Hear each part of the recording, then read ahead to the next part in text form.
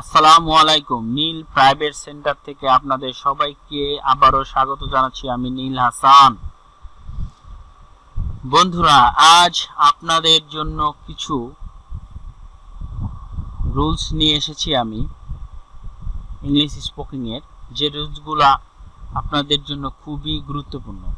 তো বন্ধুরা, চলুন আমার সেই রুলসে।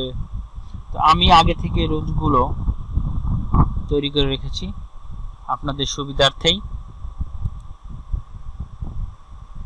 তো বন্ধুরা, বাংলা বাক্যের শেষে যদি না পারি না কথাটি থাকে, না পারি না, তো সেই ক্ষেত্রে আমার গঠন প্রণালীটি হবে subject plus can not but, can't মানে can not but, plus P ভার্বের মানে মূল ভার্বের present form, plus object plus extension. একটা উদাহরণের মাধ্যমে আমরা আবার সুন্দর করে বুঝাতে পারবো। এক্সাম্পল, না আমি কাজটি করতে পারি না। না, এই যে না পারি নাটা, এই যে না আর এই যে পারি না, এই বাক্যটি আমার বাক্যের মধ্যে আছে। তো আমার গঠন প্রণালী হবে না আমি কাজটি করতে পারি না। তো ইংরেজি হবে I can't but do the work. I can't but do the work. তো I can't but do the work ইংরেজিটা হবে এরকম, I can't but do the work. না আমি কাজটি করতে পারি না। তো বন্ধুরা, সেকেন্ড রুলটা আমরা চলে যাব। বাংলা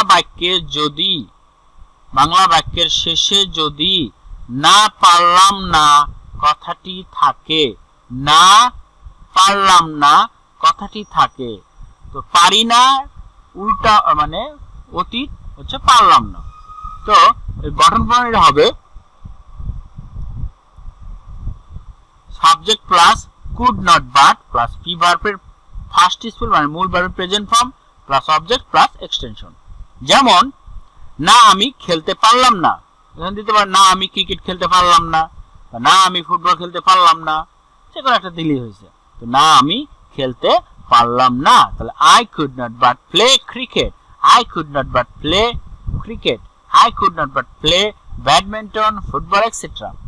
তো এখন যদি বলি না আমি সাঁতার কাটতে পারলাম না, তো I could not but swim. Okay.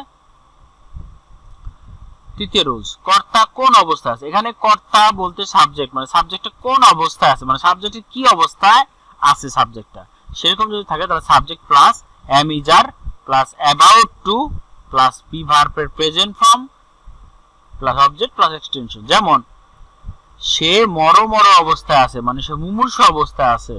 He is about to die, he is about to die, সে মর অবস্থায় আছে। সে ঝুলন্ত অবস্থায় আছে, তাহলে he is about to hang, he is about to hang, সে ঝুলন্ত অবস্থায় আছে।